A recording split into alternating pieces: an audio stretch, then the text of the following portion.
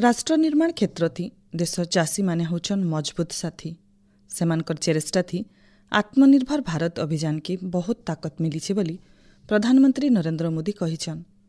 पोंगल अवसरे गलाकेल नवा दिल्ली न होइतबा गुटे खास कार्यक्रम थी जोग देकरी प्रधानमंत्री कहिछन केंद्र सरकार चाषी मान को सशक्त करबा लगी प्रतिबद्ध होकरी अहरह काम करुछन। हमारे किसान राष्ट्र निर्माण के मजबूत साथी है। उनके प्रयासों से आत्मनिर्भर भारत अभियान को बहुत मजबूती मिल रही है। केंद्र सरकार भी किसानों को सशक्त बनाने के लिए प्रतिबद्ध होकर लगातार काम कर रही है।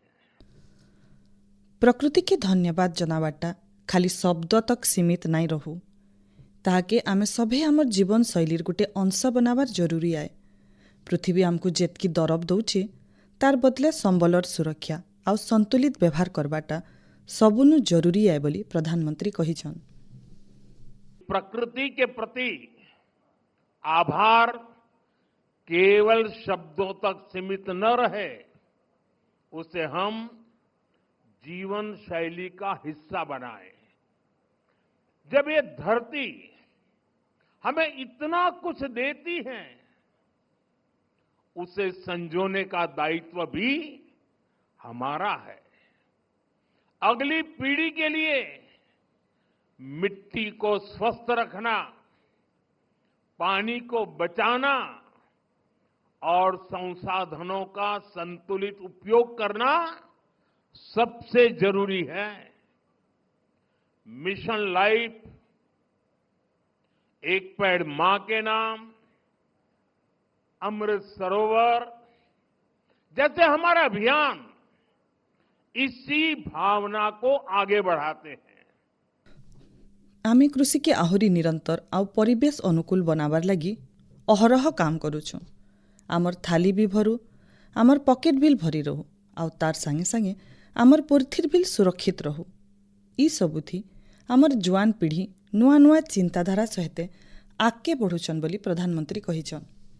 हम खेती को अधिक सस्टेनेबल और पर्यावरण के अनुकूल बनाने के लिए निरंतर काम कर रहे हैं। आने वाले समय में सस्टेनेबल खेती के तरीके, वाटर मैनेजमेंट, मैं तो लगातार कहता रहा हूं, पर drop more crop, natural farming, agritech और वैल्यू एडिशन की भूमिका बेहद महत्वपूर्ण है। इन सभी क्षेत्रों में हमारे युवा नई सोच के साथ आगे बढ़ रहे हैं। कुछ ही महीने पहले मैं तमिलनाडु में नेचुरल फार्मिंग से जुड़े एक सम्मेलन में शामिल हुआ था, जहां मैंने देखा कि हमारे तमिल युवा कितना बेहतरीन काम कर रहे हैं। यानी प्रोफेशनल लाइफ की बड़ी बड़ी चीजें छोड़ करके वो खेत में काम कर रहे हुए मुझे मिले। मैं खेती से जुड़े अपने युवा तमिल मित्रों से आग्रह करता हूं कि वे सस्टेनेबल खेती में क्रांति लाने के इस अभियान का और विस्तार करें। हमारा लक्ष्य ये होना चाहिए कि हमारी थाली भी भरी रहे, हमारी जेब भी भरी रहे और हमारी धरती भी सुरक्षित रहे। दुनियार पाखापाखी सबु सभ्यता थी फसल संगे जोड़ा केंसी ना केंसी उत्सव पालन करा जायसी। पोंगल बागिल उत्सव थी अन्नदातांकर कठिन परिश्रम, पृथ्वी और सूर्य को आभार व्यक्त करबार भावना भरी रही। ई परब आमको प्रकृति, परिवार और समाज न संतुलन बनावार रास्ता देखासी। इसमें अन्नदाता की मेहनत, धरती और सूर्य के प्रति आभार का भाव है। साथ ही ये पर्व हमें प्रकृति, परिवार और समाज में संतुलन बनाने का रास्ता दिखाता है। इस समय देश के अलग अलग हिस्सों में लोहड़ी, मकर संक्रांति, माघ बिहू और अन्य त्योहारों की भी उमंग है। मैं भारत और दुनिया भर में रहने वाले सभी तमिल भाई बहनों को पोंगल की और सभी पर्वों की बहुत बहुत शुभकामनाएं देता हूं।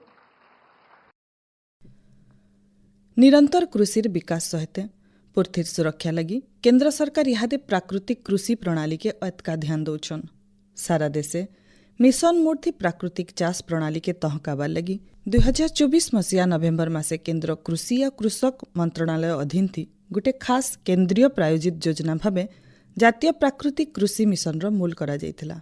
योजना थी 2025-26 आर्थिक बछर तक मोट 2481 कोटी टंका व्यय बराद करा जायछि। अभियान लक्ष्य होछि पृथ्वीर सुरक्षा, संबलर संतुलित आ सुविनियोग लगी रासायनिक पद्धति बदले आगोकाले चाष होउतबा पारंपरिक चाष पद्धति के अपनाबार।